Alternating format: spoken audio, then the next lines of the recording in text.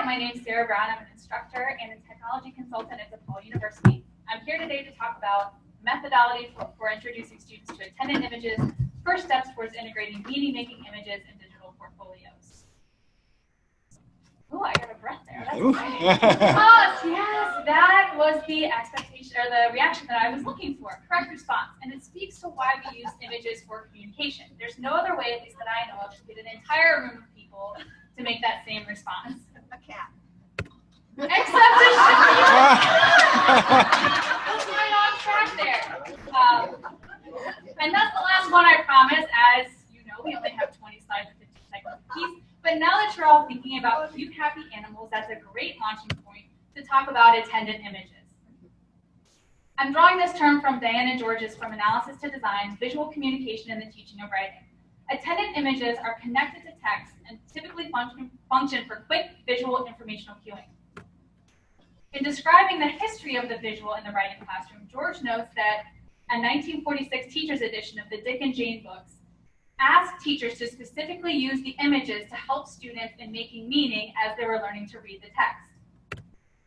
And if Dick and Jane are an early example of the importance of reading images, I think many of us could point to Microsoft Word and clip art as our first experiences with attending images to our writing, even combining the two to find a word art choice.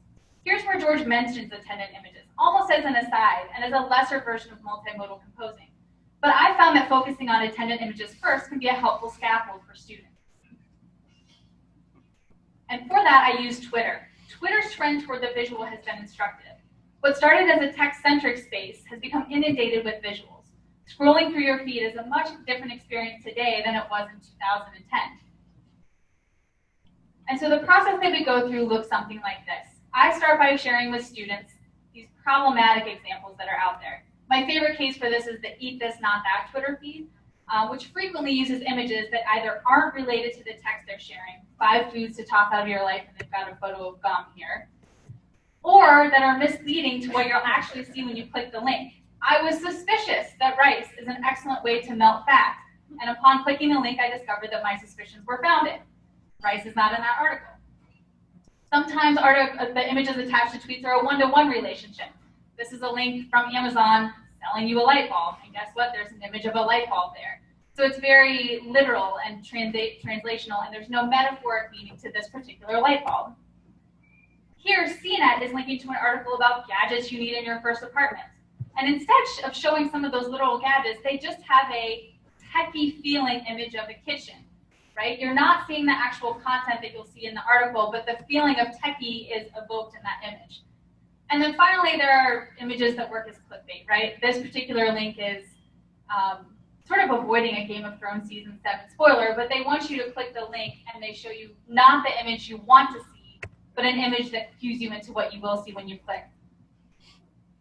Drawing on the New London group, George advocates a framework of composition as a design process.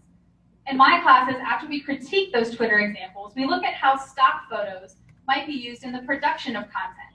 Typically start with my favorite stock photo category, women smiling and eating salad. I ask students to consider when and why they might use this photo as attendant to text that they would be writing. Then I try to find something a little more layered, like this photo of a Jack Russell Terrier ready to board his flight, with a plaid suitcase and matching sunglasses. This photo was produced for a reason. Why or how did someone imagine that it might be used? To finish this exercise, I then turned to the New York Times and a December 2016 piece that showed a graphic shooting scene above the fold. The public editor provided a thoughtful reasoned response to questions about why this photo was used and how it actually enhanced the text that the New York Times was trying to communicate. Attendant images are important. They cue you to know if you're going to be reading about a place that has greenery, waterfalls, or castles. But those images aren't doing all of the meaning-making work, so they need to function in concert with the text that you've produced. And that's why using attendant images as a scaffolding exercise has worked well in my classes. They don't take up that much more time than other activities, in fact, less than 5 minutes. Again, they provide that scaffolding, and they show students that in a space with affordances for visual, students should be taking advantage of those visual affordances. And that's the end. So if this topic was of interest to you, please be in touch with me. That's my email and how to contact me, and thank you so much.